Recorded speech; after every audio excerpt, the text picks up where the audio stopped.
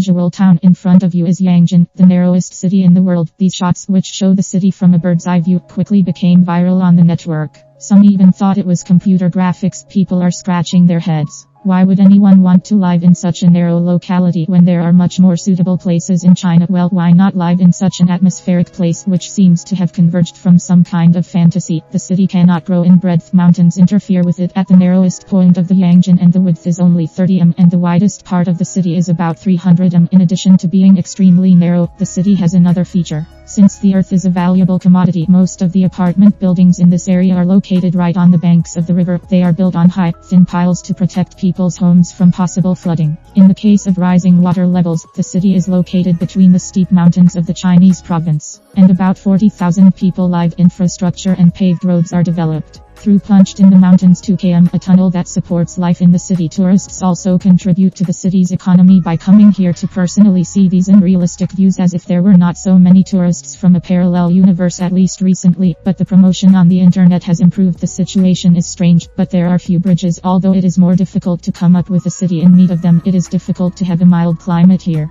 No cold winter. It is warm almost all year round, and it often rains, thanks to which many locals earn rice cultivation, and the rest of the inhabitants work on the railway or are engaged in servicing the tourism industry. However, the city cannot be called prosperous, all because of its inaccessibility, despite the existence of the railroad. In addition, new permanent residents almost never move here. Why would they live in such a cramped place, and even dangerous because of the frequent floods? Because of them, people are dying here. During a flood, the river rises so high that it can flood not only the lower floors, and at the same time, the piles on which the houses stand not only do not save, but can also collapse. The indigenous people do not even think about leaving here. Their ancestors lived in these places hundreds of years ago. They have long been accustomed to life in the narrowest city in the world, although not the most comfortable, but definitely atmospheric. The views here are amazing, and I hope this place will not be abandoned over time.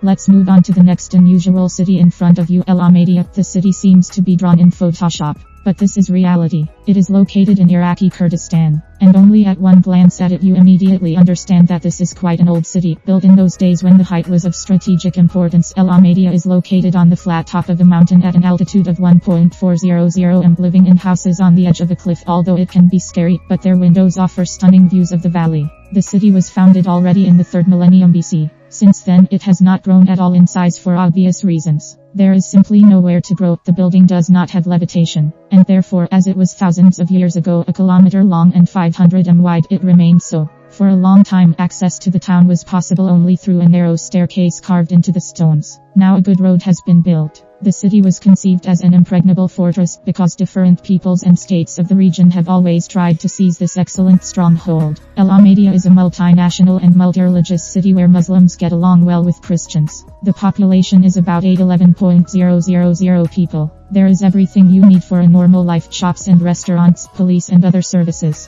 However, due to the impossibility of population growth due to limited territories that do not allow the construction of new homes, the indigenous people are often forced to move out of the city. Mostly locals earn on agriculture and a little on tourism. Residents of Almeida are trying to register the city in the UNESCO World Heritage Register in order to attract more tourists. The next Chinese city is Chongqing. This is the largest metropolis in the world, which, as they joke on the internet, no one knows. There is more truth in this joke. Despite the status of the largest settlement on the planet, almost no one really knows about it, although you probably saw footage from it. For example, these ones where trains run through the city building. These shots have become very popular on the internet. And there is also one of the most difficult transport interchanges in the world. The city is growing at an indecent rate. The pace of construction is going through the roof. The agglomeration of the city is the size of the whole of Austria, and they will replace them very quickly. Thanks to the huge network and multi-level roads and countless skyscrapers, Chongqing looks like a city from the future. From some angles it's downright cyberpunk. While blockbusters are being filmed in Hollywood about the cities of the future, the Chinese are building them right now. Chongqing has 2 rivers of different colors, and the boundaries between them can often be clearly seen. These rivers have an indecent number of grandiose bridges, including the world's longest arch bridge, the main attraction, and here you can't even notice them against the background of everything else. The metro is a different story. There are already more than 200 stations in this city. One of them I already mentioned is located in a residential building. It occupies from the 6th to the 8th floor. Trains on monorails go straight through this building. There is no discomfort for the residents of the house since materials for noise reduction were used during construction. Such a cyberpunk station was built due to an acute lack of space. Even more cyberpunk parking lots can be seen in this city. Remember in the movie Fast and the Furious 3 Tokyo Drift there was a cool parking station. So here it is implemented even cooler. How do you like this? The driver enters the platform and leaves the vehicle. After that the platform with the car rises at a certain angle and drives off to the side. But in 2019 a smart parking tower for 397 cars appeared. There you can park your car in just a minute by scanning the QR code. The roads here are also made wisely, despite one of the most difficult interchanges in the world, consisting of 20 overpasses located on 5 levels. You will not have problems choosing the right direction. And if you get lost, you can go back after driving a maximum of a kilometer until you find a turn. The number of inhabitants goes off scale for all norms of decency as much as 32 million people. But this is according to the 2009 census according to approximate population estimates. Since then it has grown to 40 million. This is more the entire population of Canada. Life abounds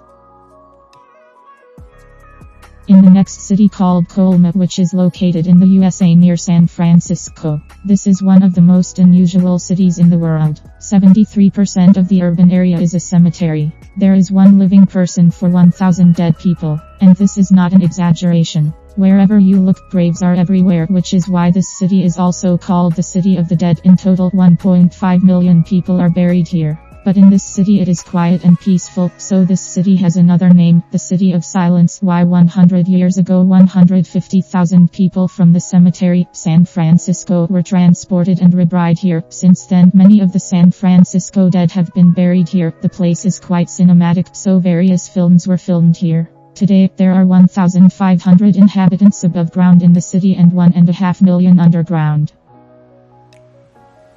There is a real underground city in which people live. It is called Coober Pedy and is located in the center of the Australian desert. It is also the world capital of opal. Here 30% of the world's deposits of these stones and 97% of the world's opal mining takes place precisely here. The entire infrastructure of the city is buried in the ground. These are hotels, shops, schoolhouses, 3 churches, bars, restaurants, libraries, and everything else. There is even an underground cemetery. All this is located at a depth under several meters of the earth and sometimes under tens of meters. The fact is that on the surface of the desert it is hellishly hot, up to 45, and before there were no air conditioners it was unrealistic to cool the house, and therefore it was decided to build a city underground, and all for the sake of mining opals. As a result, we got a city like in films about the apocalypse. Even today, city residents prefer to climb the hot surface as little as possible. By the way, the name Coober Pedy is translated from Aboriginal as a white man's hole. The houses of the city residents are large caves, consisting of a living room, kitchen, bathroom and 4 bedrooms. They tried to dig in such a way that the exit was not only to the street but also at once a many-kilometer mine where opal was mined, which is extremely convenient. Underground houses always remain relatively cool.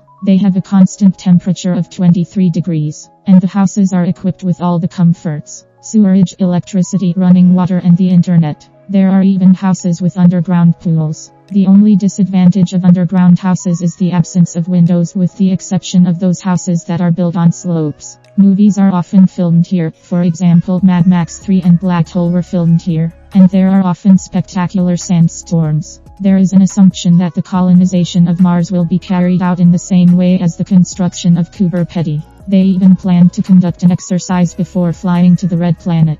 Electricity in this city is produced by solar panels and is extremely cheap. After all, this is a desert with a constantly shining sun. Another funny moment: if you buy yourself a plot in order to dig your own house, you can accidentally get rich like this. For example, when they drilled a place, opals worth 360,000 were found under the hotel. The population of the city is small, only a couple of thousand people. And recently an above-ground building has also begun in Coober Pedy, thanks to the air conditioners. Nevertheless, most residents spend most of their time underground. This unusual place attracts tourists from all over the world because its economy is heavily dependent on it, and tourism began to bring as much money as the extraction of opals. This is the city of Citadel de las Bodegas in Spain, which is cut into a rock which looks very impressive. It is somewhat reminiscent of a city on a mountain from The Lord of the Rings. The basalt rock serves as the roof and walls of the houses on the slope of which the village is located.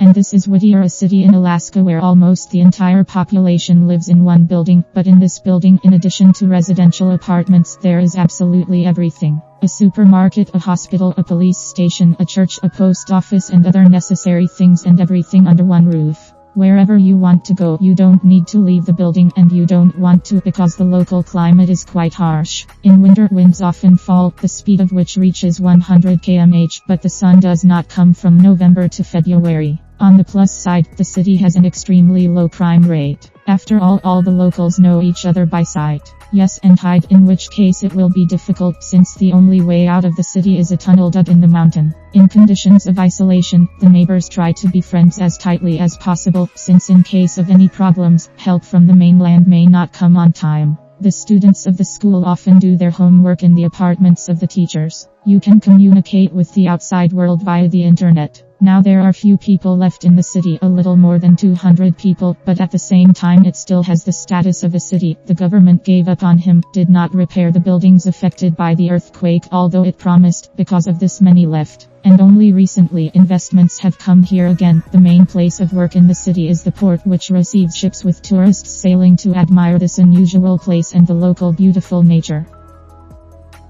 City on the edge of the Atlantic Ocean. Here, near Lagos, there was once a fishing village, and now it is part of Lagos, although it is actually a whole separate city, built on mounds of compacted garbage. Houses stand on stilts right above the water. One of the most unusual places in the world with extreme poverty. The world's largest slum built on water. This is not Venice for you, picture as if from the post-apocalypse. No one knows exactly how many people live here, some say hundreds of thousands, others believe that it is much more. The official census showed a number of 250,000 people, but many believe that these numbers were underestimated in order to hide the scale of the problem. People who first encountered this place involuntarily raise the question of how the local residents manage to survive because there is nowhere to grow food, there are no trees, nowhere to collect brushwood. Life here is really very hard. These people survive in almost unsuitable conditions for this. The birth rate here is very high. One man can have 3 or 4 wives and each of them has 5-7 children only from one woman. The country is very rich in natural resources, but it is more profitable to sell these natural resources abroad. There, they pay more for them than the local poor population.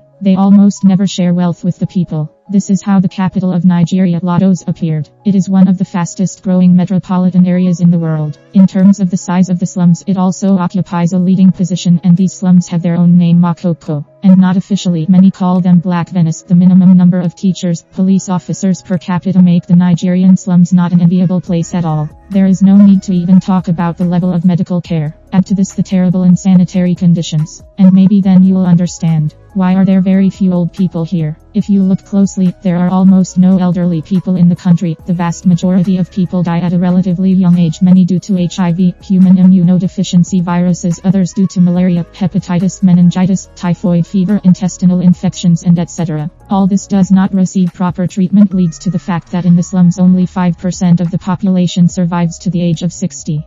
Once there was a small fishing village here. It supplied the whole of Lagos with seafood, but now the water off the coast is heavily polluted and is no longer suitable for fishing. However, if you sail away from the city, you can catch some fish if you are lucky, and therefore this fishing the main occupation of the inhabitants of the water slums. The rest swim to Lagos every day to earn money. A fetid smell emanates here. A thick layer of sewage collects around the pile and hundreds of illegal shacks. According to statistics, each houseboat has an average of 6 to 10 people here. Migrant workers flock from all over West Africa. Many residents here do not even own, but only rent houses. Wooden boats remain the main means of transportation for local residents. Here they are in every family. And children come up with even more interesting means of transportation. Boats are also used for fishing and serve as outlets where women sell food, water, and household goods. There are even floating schools built from plastic kidneys, sometimes destroyed by storms. Then the children of some areas are left without new knowledge for several years, and some parents can afford to send their children to neighboring areas to other overcrowded floating schools. The government does not provide free water to MAC residents. The only way to get drinking water is to buy it from vendors who get it from wells. All waste and sewage is released directly into the ocean. And then the kids splash in this water. Nevertheless, even in such a place, people try to somehow have fun. In houses where there is electricity, you can find TVs and even consoles of the new generation PlayStation 2. In any case, new for them, there are hairdressers and even a small cafe. And these slums have one big plus. This is a fairly low crime rate compared to the rest of Lagos. Also, there are no fees for utilities, because they simply do not have these services. Many times, the Nigerian authorities have tried to demolish these slums and motivated by this environmental threat they pose, but in return, the government has not offered residents houses on land. And therefore, when the demolition began, the inhabitants rebelled, because of which the authorities retreated. Terrible unemployment leads to the fact that even children here are taught hard work from an early age. Almost a third of Nigerians are not literate. Only a few lucky ones have the will to save up money for a one-way ticket to Europe, where, working in the lowest paid jobs, they will earn many times more than at home. Background. An unusual city on our list is Ilorin. Canada also looks very fantastic. Like from some movie, many people call this city lost in the mountains, hell on earth. It is located in Peru on an extinct volcano, and this city is located not only high above sea level, it ranks first in the world in this. It is the highest city on the planet. The land is over 5 km above sea level. It's the same as if the city was located on Mount Elbrus. Just imagine what kind of oxygen starvation the local population should have here. After all, the atmosphere at such heights is very rarefied. This greatly affects life expectancy. However, oxygen starvation, although one of the main problems of this city, is far from the only one. The climate is harsh. There is a lot of rain in summer and dry winter, and the average annual temperature is only 1 C. More than 30,000 people live in these unfriendly conditions. In fact, 30,000 were estimated in 2009. Since then, the population has increased greatly, but what attracts people here is the answer: wages. This mining town has a lot of gold deposits, and therefore the gold rush brought here many workers who can earn as much as 200 a month. It does not sound like much, but for this country the salary is not small, and people are ready to endure difficult conditions for it. Labor, harsh climate, lack of comfort, the lack of normal government control has made mining chaotic. The city has no administration. Anarchy reigns. Almost all mining companies working here do it informally, and there is no need to talk about safety regulations, so the miners constantly risk their lives very much. And there are many precedents here. Gold mining is carried out by outdated means. Precious metals are extracted from ore using mercury. Because of what this toxic metal poisoned the local land, water, and air. This leads to a large number of patients who are poisoned by mercury. As a result, due to oxygen starvation and mercury poisoning, harsh living and working conditions, on average, people here live to be 50 years old. This is as much as 20 years less than the average. The country is further aggravated by the off-scale level of crime. The police are here, but the officers come here only on business trips for a short time. The main entertainment of local residents is drunkenness. Prostitution is developed, and even among minors. It is better not to meddle in brothels and clubs. They are inundated with drunken outcasts spending their hard-earned money in the mines. All this leads to the fact that venereal diseases, including HIV, reign in the city. From the outside, the city looks quite atmospheric, but as soon as you enter it, there will be no limit to disappointment. People live in squalid shacks lined with metal sheets. They are dotted with all the slopes, garbage everywhere. If you turn at least a little from the central streets, a fetid smell can meet you in any part of the city. The sewage system is poorly developed. Because of this, slop often merges directly into the street. Most of the buildings are not heated, but they have electricity, and some even have the internet. According to doctors, about 30 people die in the mines due to accidents every year, and 70 people die for crime. Well, the pollution of the city with mercury, its height leads to kidney failure, clots, problems with the nervous system, and so on. Live here for several years and you are guaranteed chronic diseases. Many women suffer from urinary tract infections. This is all due to problems with sewage. By the way, the 200 salary that I announced earlier is not for everyone here. Many do not receive anything at all, as a very interesting system is widespread here in which workers work for free for a month.